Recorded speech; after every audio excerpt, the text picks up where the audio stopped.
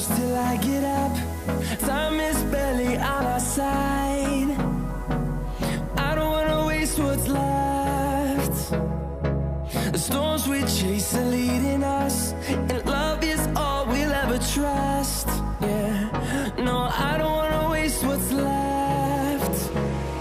And on we'll go, through the wastelands, through the highways, till my shadow turns to sun rays. And on we'll go, through the wastelands, through the highways, and on we'll go. Yang masih galau sekarang, saya harus ngapain ya? Jangan malu untuk belajar. Kurangi entertainment. Oh. Oke? Bismillahirrahmanirrahim. Assalamualaikum warahmatullahi wabarakatuh. Salam perubahan. Sahabat semua, hari ini saya ada di workshop, bengkel ya, tempat prakteknya para santri. Santri apa? Nah, di sebelah saya ada Pak Kemal, Pak Zulkifli Kemal. Tapi banyak orang juga manggilnya Abah. Sehat Pak Kemal? Alhamdulillah, alhamdulillah. Ya, sengaja saya datang ke sini, jarang-jarang ya. Biasanya kan saya di kantor aja. Saya pengen sengaja mendatangi beliau karena kondisi hari ini, pandemik hari ini, kita lihat di banyak tempat nuansa-nuansa putus asa, Pak Kemal, nuansa putus harapan, kemudian merasa tidak bisa melakukan apa-apa. Ini di mana-mana, di hampir seluruh Indonesia, bahkan mungkin dunia ya. Tapi ada satu sosok ini yang bekerja dalam senyap, ini yang berkontribusi tanpa banyak orang tahu, tapi terus menjalani kehidupan ini dengan happy dan tetap bisa berkontribusi. Nah, saya kira kata kuncinya ada di situ. Nah, kita akan gali lebih dalam tentang sosok Pak Kemal ini. Pak, ini teh kita ada di tempat apa Pak tadi Pak? Praktek santri. Gimana maksudnya Pak? Jadi ini tanah ini tuh punya tetangga saya. Oh, punya tetangga. Kosong. Banyak alang-alang. Nah, saya minta izin ke dia untuk dibersihkan, dipakai berkegiatan agar bermanfaat. Nah, siapa yang berkegiatan? Apakah ini bisnis? Oh, bukan. Ini kebetulan saya berserta rekan-rekan di Kaboa, kita bikin rumah tahfiz. Rumah tahfiz, Pak, para penghafal Quran, santrinya ada yang dari Lombok, Sumbawa, Pak. Yang dari Bandung malah nggak ada. Paling dekat dari Naringgo, Cianjur Selatan. Nah, dan Cilengsi, Bogor. Nah, mereka menghafal seperti biasalah ya, menghafal, murojaah kayak gitu. Tapi saya bingung sesudah itu gimana? Karena mereka kan harus bermain harus ini. Dan bermainnya yang positif gimana? Karena di tempat kita nggak ada HP, nggak nonton TV, nggak jajan loh. Nggak jajan, nggak ada HP, nggak nonton TV. Nggak nonton TV. Oke. Nah, gimana supaya mereka bahagia bermain ya? Caranya adalah dengan kita bertani. Di sini ada kebun bawang. Ada stroberi, itu bawang merah. Nah, itu kita ajarin. Wah, berapa kali mereka salah ya standar lah ya. Sampai obat-obatan pun saya suruh mereka baca sendiri. Aturannya gimana? Berapa cc harus dicampur air? Disuruh nyari tahu sendiri, Pak. Baca kan di kemasannya. Terus main probiotik. Ya gimana probiotik? Mengkompos kayak gitu. Nah, alhamdulillah udah jalan dan udah panen beberapa kali dan hasil panennya dinikmatin sama warga daerah sini. Iya. Ada yang beli juga. Alhamdulillah. Mudah-mudahan ini menjadi mereka keyakinan mereka bahwa hidup sesudah selesai dari sini itu ternyata bisa gitu loh. Dengan berkegiatan bertani, itu bukan milik orang tua bertani. Kita juga bisa. Dan sekarang ada yang lagi kita yang baru kegiatannya adalah pengelolaan sampah. Ini mesin-mesinnya nih. Ini teh mesin-mesin sampah, Pak ya? Mohon. Mesin pengelolaan sampah. Iya. Ini santrinya dari usia berapa, Pak? Sampai berapa? Paling tua umur 16. Paling muda umur 8. 8. Dari Lombok, dari Sumbawa, paling dekat dari Cianjur. Cianjur Selatan, Naringgul.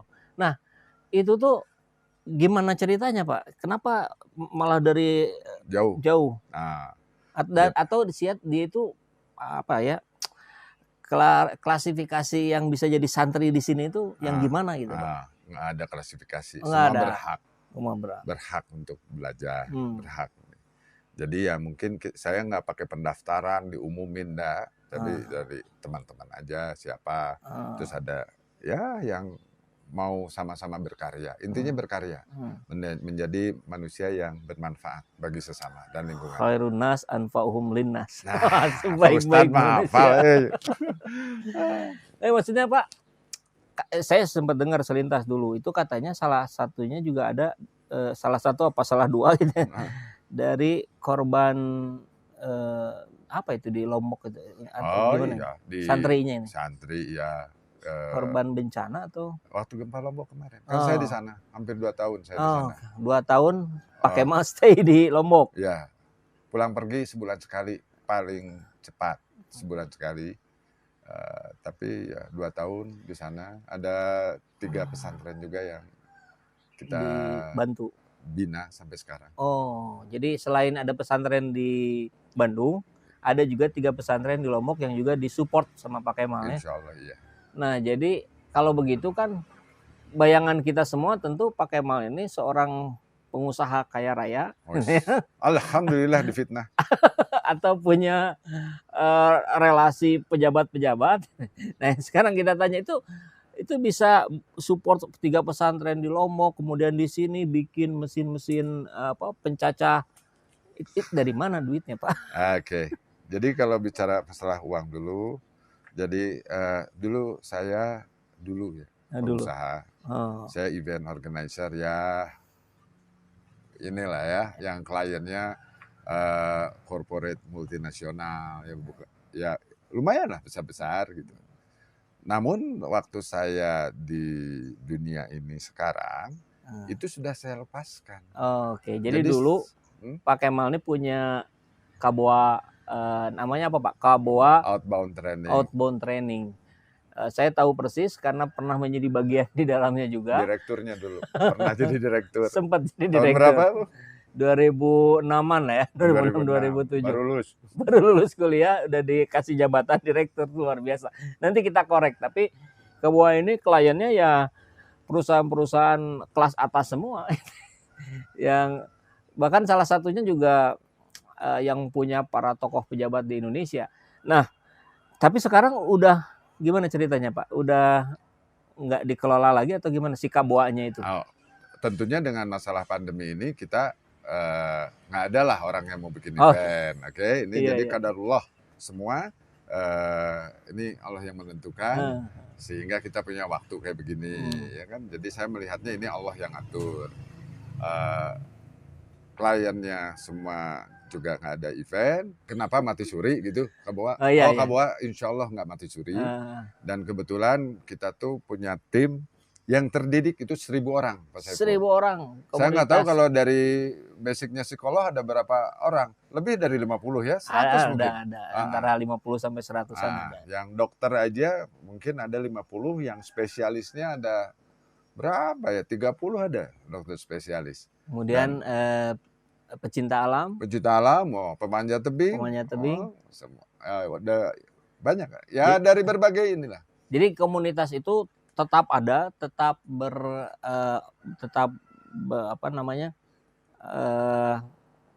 berjalan, komunikasinya terus jalan dan tetap berkarya gitu ya. Ya ini kita jalan ini salah semua satunya ini dari komunitas itu. Oke, jadi ya karena kita tahu. Ya mohon maaf aja ini kan kalau kayak sering dengar Pak di berbagai media sosial apa segala macam banyak sekali semacam iklan gitu, tapi ujungnya permintaan donasi lah gitu ya, buat rumah yatim, buat rumah apa yang gitu-gitulah. Nah ini nggak pernah saya dengar, yang punya Pak Kemal ini nggak pernah saya dengar. Terus ya di komunitas Kaboa sendiri juga nggak ada itu informasi tentang ayo mau bikin pesantren nih, ayo siapa yang sumbang, nggak ada gitu. Nah ya lagi-lagi itu Pak, duitnya dari mana itu? Ya kembali kalau bicara masalah uang, saya juga sampai sekarang hanya bisa bilang yang sangat meyakinkan saya ini Allah yang atur. Jadi Kang Saiful mungkin bisa terbayangkan ya, saya pergi ke Lombok itu 2 tahun di Lombok, dan pulang pergi ke Bandung itu sebulan sekali paling cepat. Ya bisa sebulan sekali naik pesawat. Tergantung Dan kebutuhan. relawan saya tuh saya pakai tim tenaga ahli, artinya tukang las lah. Jadi yang ya maaf Profesional. ya profesional. Jadi artinya mereka mau rela ke sana pergi, tapi tetap dong kita harus kasih hariannya. Iya. Dan saya selama di Lombok itu saya pernah tinggal sampai 4 bulan di hotel bintang 5. Dan makan gratis semua. Kendaraan. Nah itulah yang dari Allah. Kalau waktu itu waktu hotel itu belum murah sekarang. Jadi sekitar 1,5 juta per hari. Per malam. Jadi itu bukan atas uang sendiri, bukan ya? Tapi ada yang bantu atau gimana, Pak? Kan udah selesai saya bisnis, uang dari mana? Iya. Salah satunya yang terbesar dari komunitas Kaboa. Jadi saya tidak pernah ada kesusahan untuk tiket pesawat, asal kita bilang. Biasanya saya posting di grup kita kan, ada kegiatan baru nanya, ada yang japri, bah lagi ngapain? Gini. Kadang-kadang saya cuma pesan aja, saya mau pergi ke Lombok atau mau pulang ke Bandung, saya pesan dulu di Traveloka. Nah, nanti kan ada tuh harus bayar, kirim aja, nanti ada yang ini, ada yang bayarin. Alhamdulillah, kayak gitu. Nah, dan itulah kira-kira yang susah dimengerti Pak Saiful. Saya pernah bikin masjid di Senggigi 26 kali 18 meter, itu 1 minggu. 1 minggu. Nah, jadi semua susah untuk diterangkan. 2 tahun di sana. Nah, kayak gitu. Nah, ternyata bukan hanya bikin masjid juga, bukan cuma sekedar bikin masjid katanya. Bikin rumah sakit juga. Itu di mana, Pak? Oh, rumah sakit, tapi rumah sakit darurat. Oh, darurat. Tapi ya lumayan lah dengan negara lain ya. Kan ada tuh banyak negara di situ. Jadi bikin rumah sakit di Bangladesh, di Cox's Bazar ya, di perbatasan Bangladesh sama siapa? Myanmar ya. Di Rohingya. Jadi pengungsi Rohingya itu di situ 2 juta orang. Banyak kayak tenda semua. Dan jadi banyak itu negara lain. Saat puncak-puncaknya konflik di sana ya? Iya, betul. Saya pergi ke sana, diajak tim Indonesia, kami dari Kaboa 2 orang sama Dede. Dan Kang itu Dede, ya. saya berdua sama dia bikin rumah dalam waktu 2 minggu. Karena 2 minggu. Iya, karena harus pulang kan. Iya. Jadi tapi dibantu oleh negara pengungsi. Pengungsi ikut bantu semua. Jadi bambu, dan kebetulan rumah sakitnya alhamdulillah didatengin oleh Presiden Jokowi. Oh, RI1 datengin rumah sakitnya. Bisa waktu dilihat di YouTube, pas saya lihat, wih ini nih rumah sakitnya dari bambu. Cuman pertanyaannya gini Pak Jokowinya sendiri tahu nggak itu yang ngebangunnya pakai mah? Asal Allah tahu aja. Pasti Pak Jokowi tahu. Mungkin Pak Jokowi pasti lihat kan. Iya. Ini siapa yang pasti bikin? Orang Indonesia lah. Oke. Nggak usah Kemal ya, tapi orang Indonesia itu yang bikin. Nah, ngapain sih Pak? Bikin rumah sakit di Rohingya, bikin masjid di Senggigi, support 3 pesantren di Lombok. Ini teh dalam rangka apa? Dalam rangka saya itu ingin, tapi akhirnya saya tahu itu ada di dalam Al-Quran. Bahwa gimana caranya kita bermanfaat bagi sesama, bagi lingkungan. Jangan pakai ras, jangan pakai agamanya beda, jangan. Apalagi partai politik. Aduh, janganlah. Semua partai itu teman saya. Minta bantuan saya bantu gitu loh. Loh kenapa? Kan orang Indonesia kan. Ya udah kita ini. Kayak gitulah. Jadi sekolah juga di Senggigi itu kita bikin banyak. Darurat tentunya. Tapi lumayan ada yang dipakai sampai setahun lebih. Sekolah ya? Sekolah. Masya Allah. Nah, termasuk di kala hari ini juga nih, di saat pandemi ketika sebagian orang di rumah kebingungan gitu, karena keluar nggak boleh, dari pekerjaan di PHK. Ini kan saya baca di timeline di Twitter, Instagram, Facebook, YouTube tuh, iya mayoritas orang mengeluh gitu, putus harapan hari ini. Padahal saya datang ke sini lihat aktivitas Pak Kemal terus aja dari jam 3 dini hari itu beraktivitas, berkarya. Nah saya kira mungkin Pak Kemal bisa memberikan ini Pak, gambaran, informasi apa sih yang bisa dilakukan yang tetap produktif, mungkin bisa menghasilkan atau minimal bermanfaat gitu Pak. Oke. Dari yang menarik tadi itu tidur sebelum jam 8 ya Pak, bangun jam 2, jam 3. Jam 2. Nah itu gimana ceritanya Pak? Jadi gini Pak, dulu saya tuh tidur selalu di atas jam 12. Oke. Banyak rencana, memikirkan negara, memikirkan bagaimana bermanfaat. Tapi duduk, ya kan? Di depan komputer gini. Saya perokok, sambil ngerokok, kayak gitu. Akhirnya badan saya tidak, motorik saya itu tidak jalan. Jadi ini aja terus yang ini. Dan saya stop nonton TV itu 20 tahun, lebih sekarang, lebih dari 20 tahun. Saya ngelihat berita, ada gempa, ada ini, kan capek. Lebih baik ada gempa, oke, saya cari gempanya di mana. Apa yang saya bisa bantu? Saya searching aja pakai internet. Oh ini. Ini update nggak? Nah, pergi aja. Jangan lihat beritanya. Capek kalau lihat beritanya kan di tempat banjir atau gempa tuh diulang-ulang. Padahal tempatnya udah beres. Tapi terus aja. Nah itu yang bikin capek. Begitupun corona. Nggak, maksudnya gitu Pak, bentar sebelum masuk ke yang corona tadi. Tadi kan langsung berangkat. Langsung berangkat ini teh koordinasi dulu dengan pejabat di sana atau pejabat di sini atau gimana Pak? Mungkin atau langsung berangkat aja? Berangkat aja, kan kita relawan ya. Kan nggak digaji. Tapi etika tetap kita info bahwa saya dari Bandung, saya gini-gini, saya bergerak di sini. Man mereka juga senang ya kalau diinformasikan supaya pergerakan kita juga bisa mereka lihat ya kan, atau mereka pantau kayak gitu. Kan kalau soalnya gini Pak, kalau dalam bayangan saya itu yang ingin jadi relawan bencana segala macam itu saya yakin pasti banyak. Tapi kan tidak semua orang bisa kayak Pak Kemal gitu ujug-ujug berangkat aja. Mungkin kan mereka nyari dulu, saya mau gabung kemana nih, ke PMI kah, ke apakah gitu. Nah kalau Pak Kemal kan beda gitu. Ini ada bencana sana, berangkat tuh langsung. Nah itu kekuatan dari komunitas. Oke. Ya. Jadi nggak bisa kita tuh single fighter ya. Jadi emang kekuatan berjamaah. Kan saya punya jamaah. Jamaahnya jamaah Kaboa gitu ya. Kaboa. Yang paling dekat kalau di sini ada jamaah warga ya. Iya. Ada warga di sini ya, itu yang saya gunakan. Ayo kita mulai. Tapi mereka juga nunggu kan, gimana? Ya udah saya mulai aja dulu. Saya siapkan dulu truknya waktu ke Lombok ya. Truknya kan kebetulan kita ada truk ya. Truknya siapkan dulu, masukin dulu peralatan semua. Nah, nanti kan ngelihat terus di foto-foto juga. Nanti komunitas ngelihat, "Bah, lagi ngapain?" "Mau ke Lombok." Gini. Wah, ikutan. Ya udah kayak gitu. Nah, jadi saya nggak terlalu pusing sama berita gitu loh. Tapi pergi aja.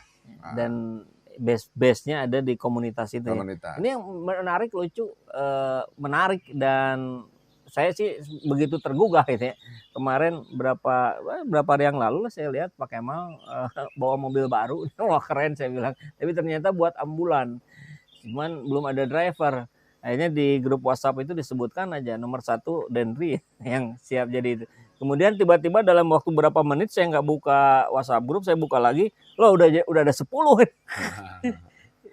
Itu komunitas itu kekuatan komunitas. Nah, dan semua yang driver itu pengusaha semua. Nah itu bukan para pengangguran yang isi, itu yang menarik, yang hebatnya. Tapi saya juga tahu ujung-ujungnya kalau dia nggak bisa nyuruh orang, dia yang bayar, nggak apa-apa, jalan kan.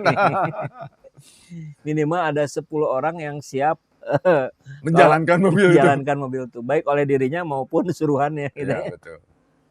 Iya. Nah, nyambung ke corona tadi Pak, yang mohon maaf kepotong tadi. Ya. Nah, kalau di masa corona ini, pandemik ini, apa aja nih yang Pak Kemal lakukan? Gini mungkin Pak, ada orang yang sangat parno dengan corona sehingga jadi cenderung tidak produktif. Ada yang paham dengan corona, tapi tetap dia produktif atau dia ingin berguna gitu, nggak mau menyerah, bukan melawan corona ya. Saya Pak. Tapi Pak Kemal percaya ada corona atau nggak percaya? Lo gimana nggak percaya orangnya? Para ahli ya. Saya kan Oke. bukan ahli ya. Udah Percaya aja dokter, ke ahli. peneliti, kan kita harus percaya kepada ahlinya, Oke. ya kan? Masalahnya bukan masalah percaya saja. Kita menyikapinya gimana? Satu, prokes. Oke ya. Kan saya juga nggak konyol ya. Terus juga jangan corona terlalu canggih, Pak Saiful. Saya ada yang saya takut penyakit daripada corona. Apa itu, Pak? Flu, influenza, pilek, masuk angin. Itu lebih gampang. Saya dulu sering kan flu, mah, kan itu masa kita samperin. Saya sakit mah, terus saya makan rujak, kan nggak benar. Atau flu, udah tahu saya kurang sehat badan, udah gitu hujan-hujanan, kan konyol gitu. Ya. Corona pun gitu. Ya, gimana persiapan kita? Ya sehat ya, olahraga dong. Olahraga, pikiran jernih, ayo kita berbuat. Ya kan, itu yang penting. Dan merasa semua berkecukupan, ini dari Allah. Allah telah membuktikan. Oksigen Pak mahal Pak di mana-mana. Iya, sekarang susah. Padahal saya gratis loh. Kata siapa oksigen mahal ya, ini gratis. Cuma kan tanya ke ahlinya, jangan saya sih cuma praktek ikutan copy paste. Latihan nafas, saya latihan sehari 4 kali. Narik nafas 200 kali, panjang, buang sampai habis. Panjang 200 kali, kan gratis. Katanya saya bukan ahlinya. Itu oksigen di darah kita tuh jadi naik. Gitu, saturasinya. Saturasi. Oximeter yang orang pada riweh itu loh, Pak. Iya. Sekarang ngukur oximeter tapi nggak ngapa-ngapain ya, ngedrop gitu loh. Apalagi pikiran puyeng ya. Nah, jadi kayak gitu. Menurut saya, ayo usaha. Kan banyak ahli pernafasan kayak gini. Lakukan. Udah gitu, ayo kita keluar. Gimana? Keluarnya jangan ngaco gitu loh. Ya kan? Ya kalau enggak kan ditangkap polisi. Kan ada dicegat kayak gitu. Ya udah jangan dilabrak. Ya, tapi tetap merasa berlebihan. Ini Allah bahasa Inggrisnya tuh abundance apa ya? Abundance ya. Semua tuh berlebihan. Cuma kita bilang kurang, termasuk oksigen yang mahal gitu loh. Sekarang ini padahal ada gitu. Ada, cuma diolah di tubuh kita sehingga masuk ke darah kita, saturasi naik. Jangan kita diem nonton TV, makan seenaknya. Terus kalau ada masalah nafas, cari oksigen. Kayak gitu, habis panik, hoak, terus ngasih berita oksigen mahal. Nanti Allah marah, oksigen mahal gimana saya kasih sampai sekarang. Gratis. Kira-kira mindsetnya gitu. Pak ya? Betul. Mindset merawat amanah tubuh kita yang sudah diberikan Allah. Betul. Gitu. Oke, baik. Nah, kalau untuk aktivitasnya Pak, ini kan selama pandemi ini sekian bulan atau 1-2 tahun terakhir ini, tadi kan Pak Kemal sudah cerita nih, ini santri apa segala macam. Di luar itu ada lagi nggak Pak yang dilakukan Pak? Oleh santri? Oleh Pak Kemal? Apa ya, kan bisnis sudah pensiun. Oh ada, saya selalu open nomor saya untuk teman-teman yang merasa ada masalah. Kebetulan kan saya punya tim, psikolog, ya kan? Psikiater ada, terus jadi pengalaman, dokter ahli, dokter ada, ya kan, bisa konsul via telepon bebas. Ada yang punya penyakit kulit, penyakit apa, tim Kabua lengkap dokter spesialisnya. Jadi kan bisa kembali lagi berguna. Jadi saya selalu open dan saya selalu merasa berlebihan. Seperti rumah tahfiz ini kan tidak berbayar, tapi makanan kita berlebihan. Jadi gimana ini makanan yang saya simpan? Enggak, saya bagikan lagi. Jadi ya udah, ini hanya channeling gitu loh. Jadi bukan rezeki santri, tapi rezeki orang yang dikasih. Ya selalu saya berpikir kayak begitu. Mulai dari buah-buahan apa premium Pak Saiful. Minuman kefir. Kita minum kefir. Iya. Barangkali ada yang belum tahu Pak, kefir itu apa Pak?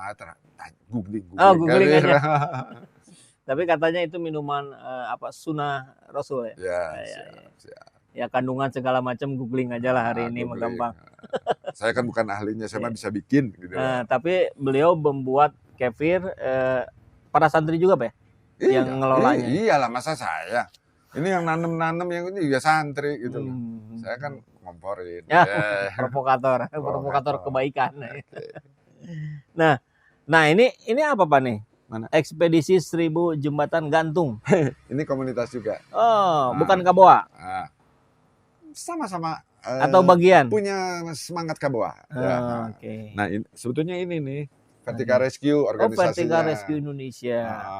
Ini keseliweran juga tuh di. Sering lihat ya merah-merah gitu. Iya. Nah ini mereka itu pemanjat tebing, ya kan?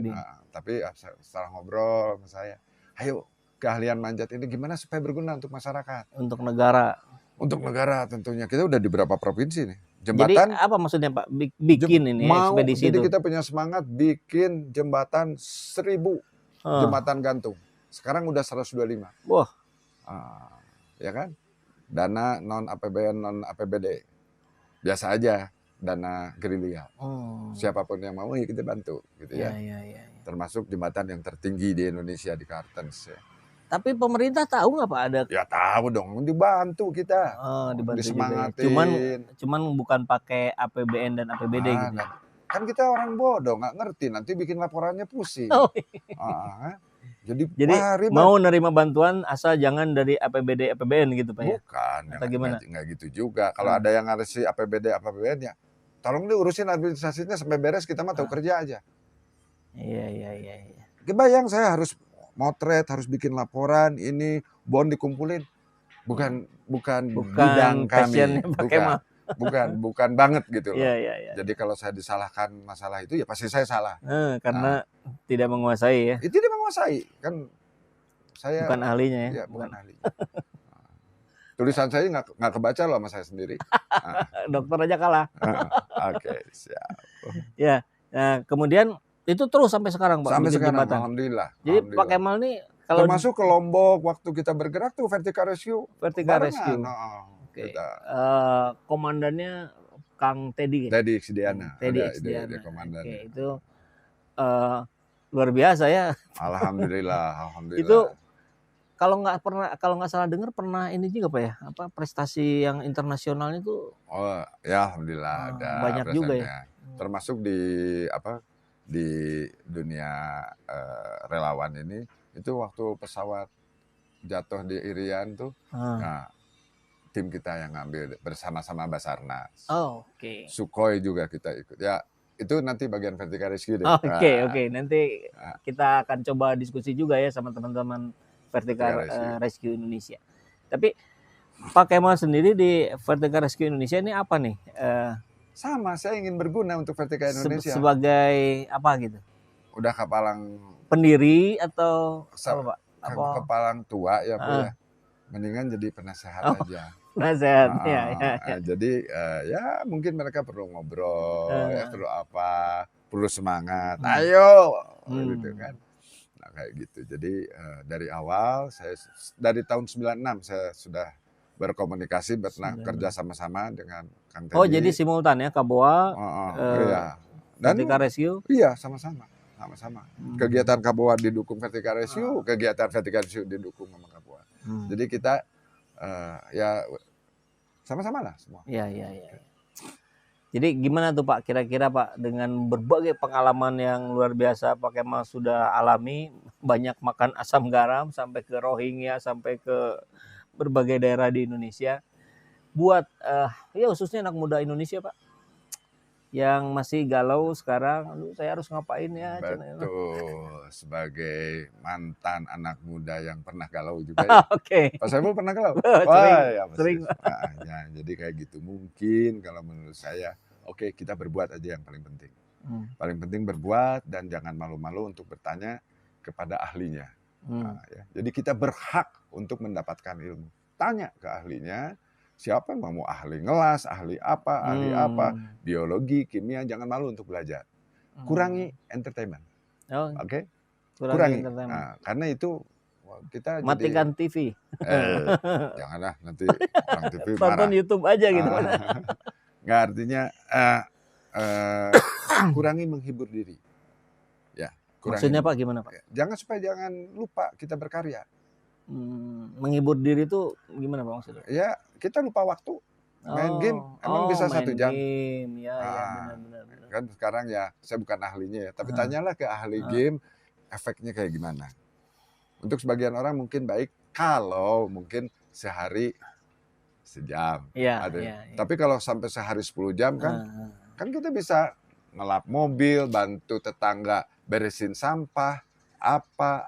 Lain cerita barangkali kalau itu dijadikan sebuah profesi kan sekarang ada apa ya yang gamers kejuaraan ikut Mobile Legends segala macam itu mungkin masuknya ke prestasi mungkin ya. Tapi kan Atau segelintir orang gitu ya. Kalau sekarang kan jadi seragam. Kan ada yang beli senjata game itu sampai berapa kemarin tuh 500.000 berapa? Iya. Kan nggak masuk akal anak kecil. Ya beli kayak gitu. Coba kalau dia beli sesuatu, beli beras. Oh iya itu belinya di Indomaret. Yeah. Ya pokoknya bisa beli di mana aja lah. Kan menurut saya itu udah nggak normal. Sementara ada kawan saya yang dia punya gaji 1,5 juta per bulan dengan anak 4. Ini hanya untuk main game, anak muda ngabiskan 500.000. Nggak masuk akal. Matematiknya di mana? Nah, jadi jangan lupa bahwa matematik itu jelas. 1 tambah 1 2 gitu loh. Oke. Pak, saya mau pertajam yang tadi, Pak. Anak muda yang kebingungan sok mau lakukan apa saja, mau ngelas apa segala macam. Tapi kalau dianya sendiri masih juga bingung, Pak. Anggaplah misalkan yang baru lulus SMA atau baru lulus kuliah terus nyari kerja susah segala macam. Saya ngapain ya gitu. Kira-kira ada nggak Pak Kemal bisa kasih informasi ini lakukan ini dulu atau apa gitu? Ya, oke. Jadi kita merasa susah kalau kita punya standar hidup seperti yang kita lihat di media. Ya kan? Pasti kita susah. Mereka pakai mobil, mereka keluar negeri, mereka ini apalagi. Wah, itu orang lain. Nah itu yang bikin susah. Tapi kalau kita lihat kita sendiri sekarang, lihat orang di sebelah kita, lihat tetangga kita, ternyata kita tuh beruntung. Gitu loh. Susah belajar jadi arsitek harus ke ITB, ya iyalah. ITB kan nggak bisa nampung 100 juta atau 10 juta satu angkatan. Tapi kan kita bisa belajar. Oh ada arsitek kita belajar di sebelah kita. Ikut kerja. Mungkin nyangkul dulu, apa dulu. Nah itu yang saya maksud. Jadi jangan ngelihat yang jauh-jauh. Yang jauh-jauh, terutama TV gitu. TV. Media lah, jangan bukan TV ya, maaf TV bukan. Media. Jadi anak-anak pasti bingung karena standarnya itu. Ngomong pengen pacas-cistus bahasa Inggris, tapi yang dia keluarin kan hanya bahasa-bahasa kotor. Begitu grammar, begitu baca buku bahasa Inggris nggak bisa. Nah, kan? Nah kayak gitu. Jadi gaya di nomor satuin. Tenang bro, nanti kalau kita udah jalan, nikmat kok semua. Oke. Ya kan? Jadi jangan lihat yang jauh-jauh, jangan lihat media yang aneh-aneh, lihat aja kiri kanan kita, mereka sedang melakukan apa, dekati, ya tanyakan. Apa yang kita suka, ikutin. Ya, nikmat gitu loh. Jadi nggak jelimet, nggak terlalu panjang gitu. Iya. Yang terdekat aja yang kira-kira bisa kita lakukan apa, lakukan dulu itu ya. Sambil dipelajari. Kalau nggak dibenerin, mampat loh. Apalagi sampah sekarang saya kebetulan lagi giat di sampah. Iya. Ternyata saya lihat gara-gara apa ditutup itu ya lockdown apa PPKM ya. PPKM. Kan orang pasti kan menjaga untuk keluar. Akibatnya apa online makanan semua berbungkus. Kita beli gado-gado segini tapi bungkusnya segini. Itu. Berapa banyak gitu. Wah, artinya kan ayo kita beresin dulu. Beresin. Percaya Pak Saiful. Ini tukang sampah mogok 1 hari itu sampah segimana? 2 hari kayak gimana? Gimana kalau busuk? Itu virus lain pasti datang, bakteri lain pasti datang. Itu aja dulu. Ayo kita sama-sama. Itu nggak ada yang mikirin Pak itu tukang sampah, gengsi gitu loh. Nah, iya artinya kalau saya sendiri sih sebenarnya baru ngeh juga gitu ketika oke lah ada keberkahan buat ojol gitu ya dapat ini. Alhamdulillah di satu sisi itu di yang pedagangnya juga mereka ada yang beli tetap walaupun tidak bisa dine in. Tapi efek sampah bungkusnya ini nggak kepikiran nih. Padahal ini tuh luar biasa jadi menumpuk. Dan itu bermanfaat loh dan recycle. Plastik. Rata-rata ya packaging, plastik. Kardus, ya kan? Kotak-kotak makanan, semua bisa kita packaging. Dan itu ilmu-ilmu sederhana. Dan ini ada di sini alatnya gitu Pak ya. Alhamdulillah, Ini alat-alat. Ini semua untuk yang plastik Pak. Nah, jadi ini ada bermacam-macam. Ini digeserin kameranya. Gini aja ya atau berdiri? Iya boleh. Nah ini untuk biasanya sampah dahan-dahan, daun kan kita pengen rapi. Jadi dicoper dulu, serat keluar. Jadi halus-halus, ya kan? Nah kalau yang ini untuk plastik. Nih saya lagi bikin lagi. Ini plastik botol lah, apa kayak gitu, gares semua. Nah yang 2 tabung itu untuk sampah dapur. Makanan apa yang jadi sampah, bumbu-bumbu kita jadiin bubur. Udah jadiin bubur, tinggal kasih probiotik. Jadilah kompos. Dan asalnya kan ambak gitu, bak gitu ya. Begitu udah dibuburkan kan cuma segini paling. Jadi tuang sampah aman. Kalau ini jadi apa Pak? Plastik? Nah, plastik biasanya kalau saya belajar dari ahlinya yang suka dorong-dorong itu loh ngambilin barang bekas. Iya, katanya sih yang plastik warna biru kalau bisa biru, merah. Nanti digiling, sudah gitu nanti ada yang terima. Ada yang nerima apa hasilnya untuk di recycle. Aduh gimana ini? Pak Baliu gini. Ada contohnya di sana tuh ya nanti aja ya susah. Iyalah kan tadi udah di ini juga. Kalau yang dahan jadi apa Pak? Jadi kecil. Jadi kompos juga. Jadi kompos. Itu tuh numpuk kan di sana. Itu. Nah, nanti. Jadi itu bukan sampah berantakan itu, tapi memang bermanfaat. Itu manfaat buat diolah itu. Kan kalau sekilas, aduh ya Pak Baliu berantakan begini sampah itu sampah buat diolah justru gitu. Ini bak pengangkut sampahnya Pak ya? Iya Pak, banyak cita-cita nih pengen punya ini, gimana caranya? Triseda. Kalau beli 27 juta katanya baru, bekas 12 juta, 15 juta. Ini berapa Pak? Kadarullah gratis. Jadi ada yang infak ya? Infak. Dari penggiat outdoor juga, Kang Boim, abal-abal. Oke. Terima kasih Kang Boim. Jazakallah khairan katsira. Ini akhirnya menjadi sebuah gerakan yang bukan hanya dilakukan oleh Pak Kemal, tapi menjadi kalau tadi virus yang berbahaya, ini virus yang mempengaruhi komunitas ini untuk sama-sama mengeluarkan apa yang bisa dia kontribusikan. Betul. Yang punya Triseda nggak kepake, kirimin ke sini. Kalau ambulan itu gimana Pak? Ini foto-fotonya sambil ditayangin. Ambulan juga. Itu saya bingung. Pertama kan ada APV nih. Pak ini APV jadiin ambulan yuk. Begitu jadi ambulan, waduh bingung nih. Yang paling gampang, paling murah apa? Bikin stiker. Tempelin dulu stiker supaya pede. Stiker kan murah. Iya. Pasang stiker, jebret, ambulan, palang merah gini. Baru mikir. Dalamnya gimana? Vertical Rescue kan punya apa? Stretcher khusus di ketinggian. Dipasang, ternyata bagus. Terus ada pengusaha teknik, pakai mana ini? Dia yuk gratis sama saya dibikinin dibikinin rel gitu. Oksigen punya 2 sekarang tabung. Alhamdulillah. Ya kan? Sirine Dokter Rama. Bah ada nih. Pas saya lihat lampunya, ini mah yang kelas berat nih mahal. Itu ari mobilnya dari mana? Yang nggak mau disebutin namanya. Nggak mau disebutin namanya. Iya. Jadi ya udahlah kayaknya pakai kayak gitu. Akhirnya lengkap. Terus juga ada teman-teman kita di ini, bah hati-hati prokes. Gini harus kursus. Nah, gampang aja. Yang ahli siapa? Kan lo. Ya udah kan lu kasih kursus. Oke, katanya. Nanti kita kursus gitu ya. Dan waktu info aja Pak Saiful, saya 2019 Maret saya di isolasi 2 minggu. Saya. Jadi awal pandemi. Karena saya waktu itu ngebantu tetangga stroke, bawa ke rumah sakit, kontak, meninggalnya karena stroke. Tapi kan di rapid waktu itu ya, positif. Ya udah saya isoman. Nah dari situ saya tidak menganggap enteng, tapi saya pun tidak ketakutan yang jadi tidak produktif, apalagi nakut-nakutin orang. tetap orang tuh harus waspada, tapi jangan nggak produktif. Ya. Gitu loh. Apalagi soal ibadah, soal apa, jangan jadi kita kendor gitu loh.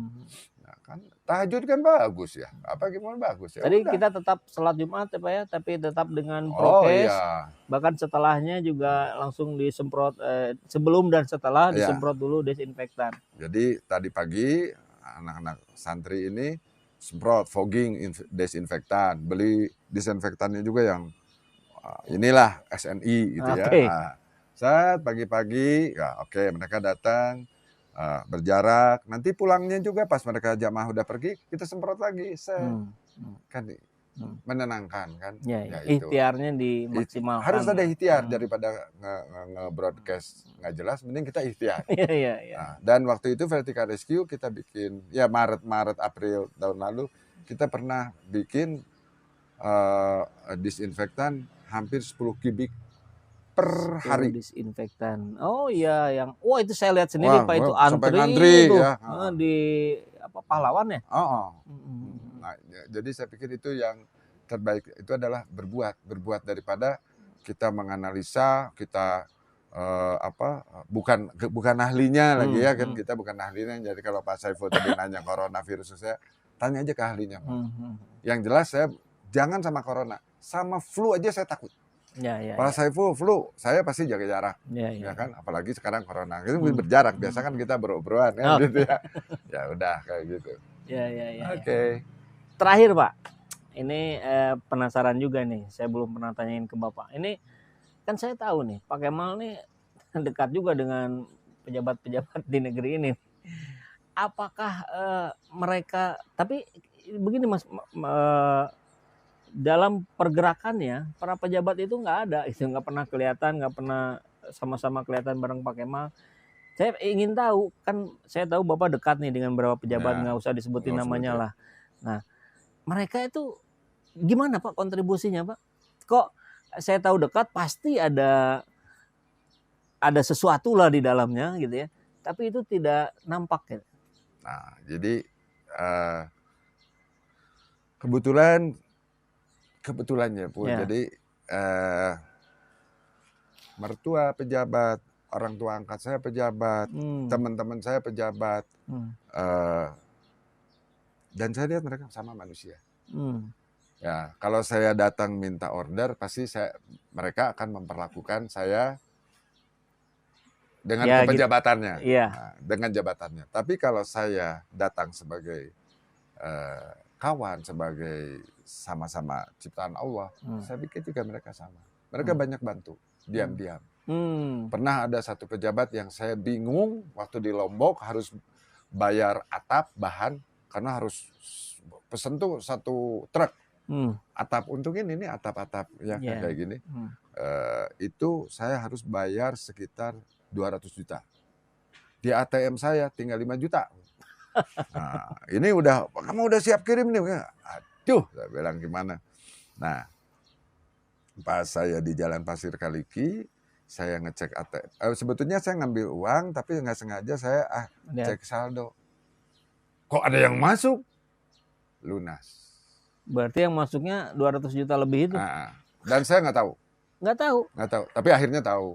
Karena kan saya juga takut nanti ada orang salah kirim. Iya, panik benar. Mereka. Kudu malikeun ribet. Wah, malikeun, tapi kan kasihan. Jadi subhat ya. Subhat. Ya, jadi ternyata Pak ini ya? Iyalah katanya. Alhamdulillah. Itu hanya waktu beberapa jam dari panik saya sampai itu.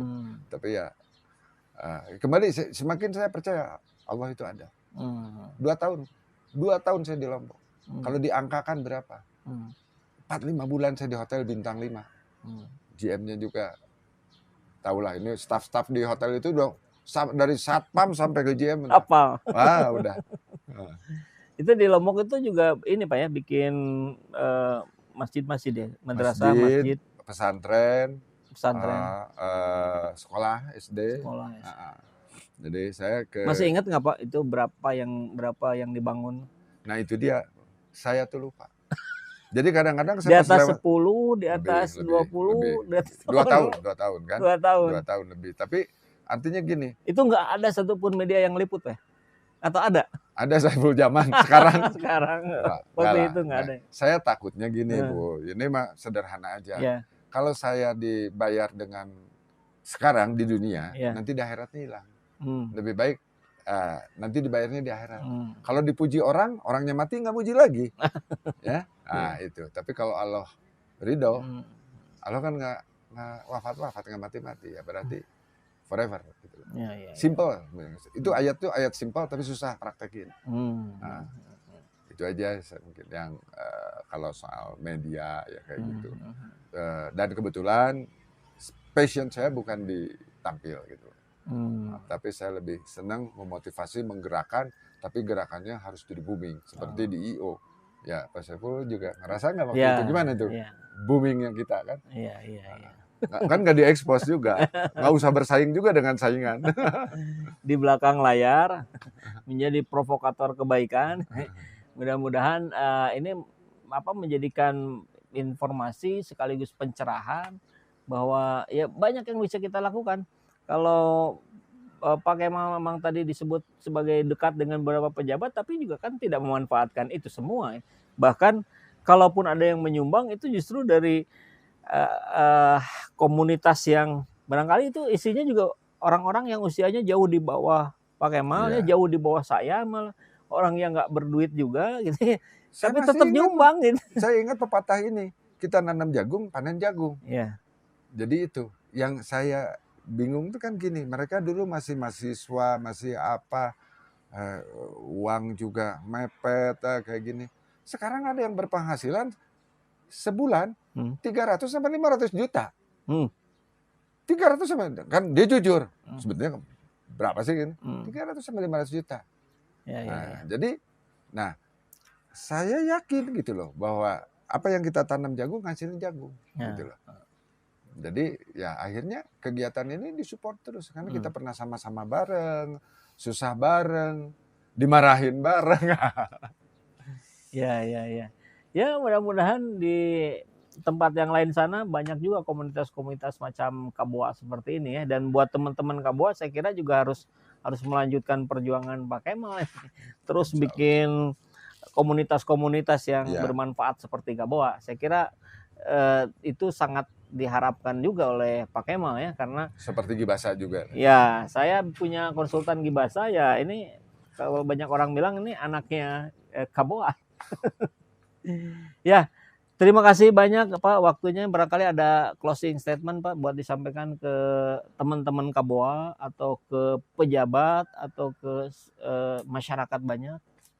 Alhamdulillah dengan pandemi corona ini sebetulnya diambil manfaatnya ya. Kalau menurut saya sih, saya ingin selalu melihat sesuatu yang menegangkan, yang susah menjadi manfaat. Manfaat yang paling kelihatan adalah bahwa kita tidak forever di dunia. Yang jadi problem sebelum itu menjemput, bukan corona ya, malaikat kita menjemput, kita sudah berbuat apa? Itu aja kok, sederhana kok. Mangga para ulama lihat hadisnya, ayatnya. Saya bukan ahlinya. Ya psikolog, psikiater silahkan gitu. Tapi ya itu menurut saya, karena saya keluar dari sini juga kalau ketabrak tangki mati juga pun. Kan tangkinya nggak saya musuhin. Nah ya kan kayak gitu. Jadi, takutnya sama corona matinya ketabrak tangki. Ya artinya jadi diingatkan.